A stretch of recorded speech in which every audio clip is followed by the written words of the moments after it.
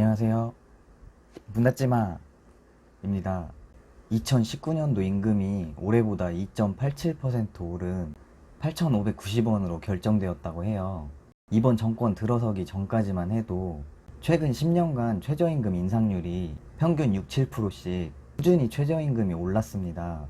3년 동안 이번 정부에서 최저임금을 올린 평균을 내보면 10.05%인데 3, 4% 차이예요. 이 차이가 물론 클 수도 있지만 지금까지 올라왔던 평균보다 조금 높은 수준에서만 올렸어도 경기가 이렇게까지 침체되지는 않았을 거라고 생각해요. 국민들을 가지고 실험을 하는 건지, 민간 소비 심리 다 위축시켜 놓고 이제 와서 땜질 처방식으로 급격하게 낮추면 경기가 살아날까요? 저는 내년 총선 의식해서 이렇게 조금 올린 거 아니냐는 합리적인 의심이 듭니다. 자영업자 입장에서는 정말 감내하기가 어려운 수준으로 최저임금이 올라 있어요. 경제 전반적으로 봐도 견디기가 힘든 수준까지 도달했는데, 물론 이 수준으로 몇 년 지나면 물가도 같이 상승하면서 최저임금이 올라간 효과가 상쇄되겠지만 그때까지 자영업자와 소상공인들이 얼마나 버틸 수 있을까요? 작년부터 우리가 주로 가는 점포에 무인 주문기가 급격하게 늘어난 걸 정부는 알고 있을까요? 제가 최근에 아르바이트 모집 공고를 올렸는데 알바 지원자만 5, 60명 이상 연락 왔습니다. 이렇게 용돈이라도 벌려고 알바하려는 대학생이나 20대 청년들은 앞으로 어디서 일을 해가지고 돈을 벌어서 소비를 하겠습니까? 최저임금이 급격하게 오르면 근로자의 임금은 오를지 몰라도 그만큼 일자리가 줄어들 수 있다는 지극히 단순한 계산은 아예 고려조차 하지 않는 것 같아요. 최저임금 올린 이후로 일자리 늘어났나요? 물론 늘었겠죠.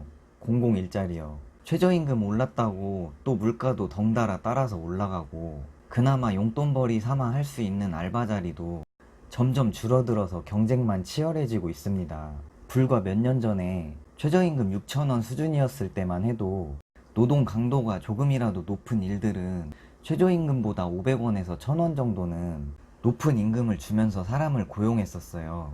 그런데 지금은 노동 강도가 심한 업종도 딱 최저임금에 맞춰서 주지 그것보다 더 주는 곳 정말 드물어요. 최저임금 기사 나올 때마다 댓글 보면 항상 나오는 얘기가 있죠.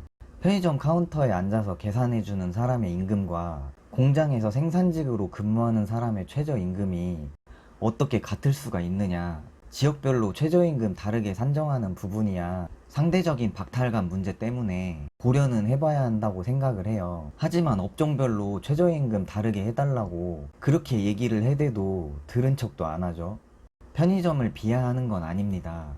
하지만 편의점처럼 단순한 노동이 다른 알바에 비해서 쉽고 편한 거는 사실이죠. 노동시장에도 힘든 일과 안 힘든 일, 어려운 일, 쉬운 일이 있겠죠.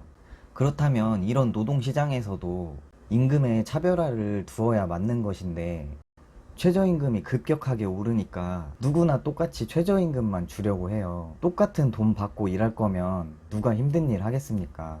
최저임금은 말 그대로 최소한 이만큼은 줘라라는 의미로 존재하는 임금이죠.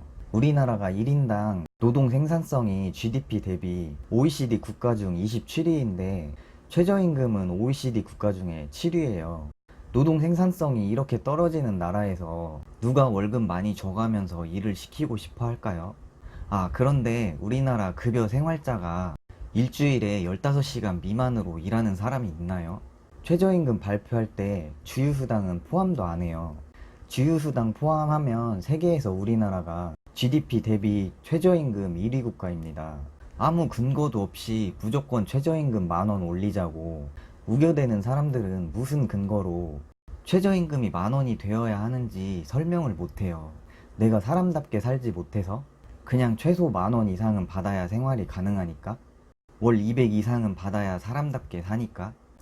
왜 떼쓰면 다 들어주는 대한민국이 된 거죠?